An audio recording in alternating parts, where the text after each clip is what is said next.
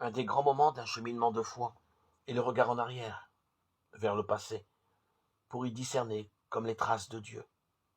Maintenant, je veux dire que, dès ce moment-là, Dieu m'a tiré. Il peut s'agir d'une expérience religieuse qui a marqué l'enfance ou l'adolescence. C'était le soir, devant la mer, j'étais saisi par l'immensité de l'océan et la beauté de la lumière. Il peut s'agir d'une blessure morale durable. J'étais celle qu'on n'aimait pas. Ce fut peut-être une curiosité, il se disait croyant, et personne ne savait m'expliquer ce que c'est être croyant. Ou bien ce fut l'appel, discret mais fort, d'un témoignage, d'un témoin. Quand j'ai vu cet homme prier, je l'ai envié, je voulais savoir où il était parti dans sa prière.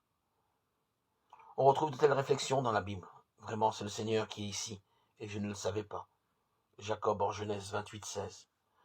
Notre cœur ne brûlait-il pas en nous, tandis qu'il nous parlait en chemin et nous ouvrait les Écritures?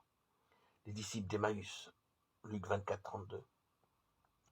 Dieu nous a rejoints, comme le Christ qui abordait incognito les disciples d'Emmaüs. Le Seigneur ne nous a pas dit son nom. Il nous accompagne dans notre recherche. Il nous aide à creuser les questions de la vie, à élargir l'existence, l'horizon de notre petite vie. Il nous apprend la confiance en nous-mêmes, l'ouverture à l'autre. Quelques secrets de bonheur, comme de vivre au présent, Matthieu 6:34, ou de pardonner à qui m'a offensé, Luc 17:3-4.